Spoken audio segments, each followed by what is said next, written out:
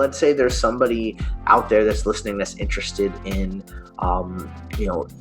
starting a cannabis tourism company, or even just doing some cannabis events, whether it's like locally or in more of a resort area. Like, what would you say to them if they're like, well, it sounds great, but it's a pandemic right now, like it's definitely a twofold thing, because a lot of stuff we're still living it, so I'm still receiving information that I want to share.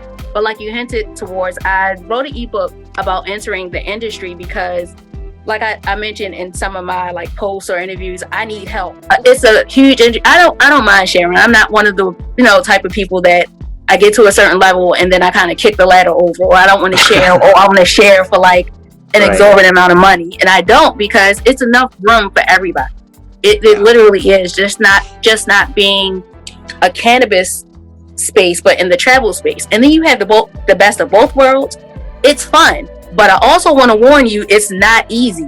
Like that was the whole point of my book, because as you know, you get some of the same questions. Like when people find out you're in cannabis, they just throw everything at you. Okay, well, what cannabis company should I invest in? How do I grow this plant? Everybody wants to ask that. What company should I put money into? Like, I'm not a financial advisor, bro. I don't know.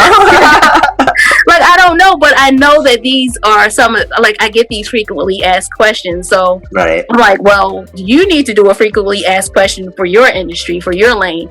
And a lot of the things I was, being asked was, well, first off, what is it? Because it is like the whole cannabis tourism thing is new to a lot of people. So the book just is like a 101 type thing. It's an ebook, easy to download. It's on our website at frontrowtravels.com/shop.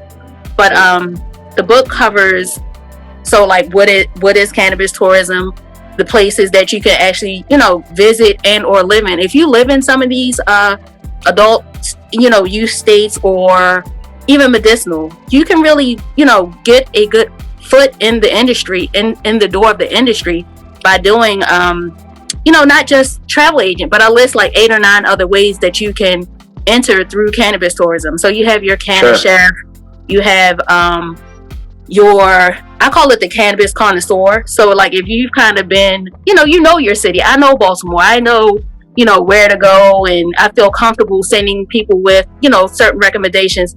That's valuable, especially if you're in some places like Las Vegas, some highly, tourist hotspots like Las Vegas, or you're in Denver, or you're in New York.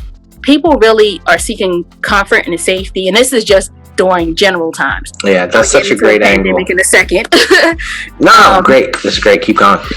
They, they still seek comfort and safety when they're visiting certain places. So if they know, hey, I can call this guy and he can tell me where I could get a dime bag of weed, or I can get whatever, that's actually a good benefit, or I'm like getting good with like a few of the good hotels in your area, getting good with like the doorman, the concierge, or anything.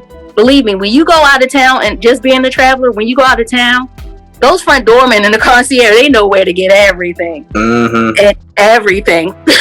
That's all we leave it at. So, and if you as a business owner have a good relationship, even if you work out if they come to me, I give you $10, 10%, whatever, even if you have to make it mutually beneficial for both of you, that's another way to get in. Hosting your own events. If you're you have that crowd, you have the party promoter, you're with the people, the culture and everything.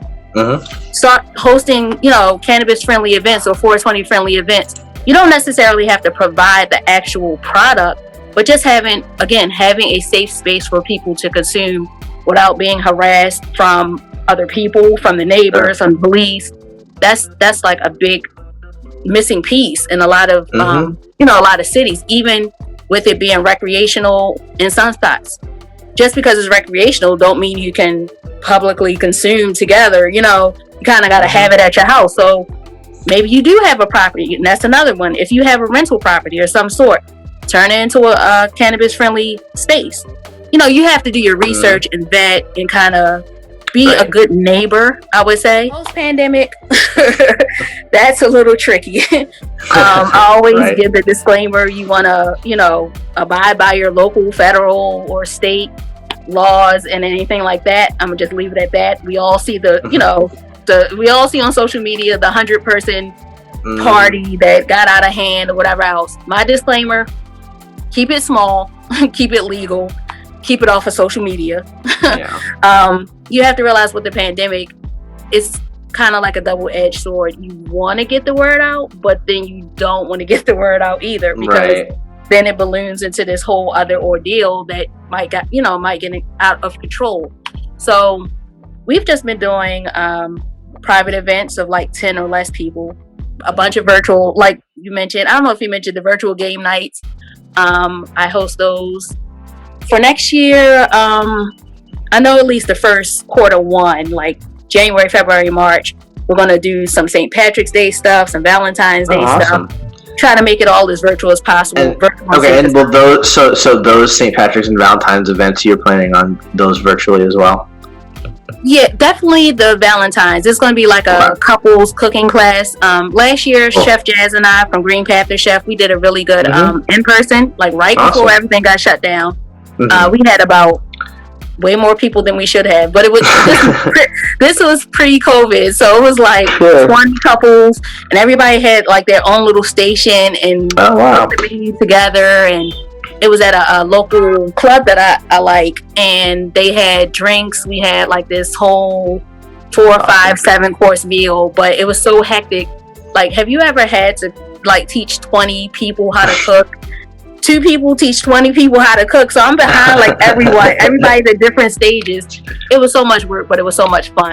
Yeah, it was a lot of work. I underestimated how much work that was, but it was still fun. So we're going to do it virtually this year, just keep everything safe. And so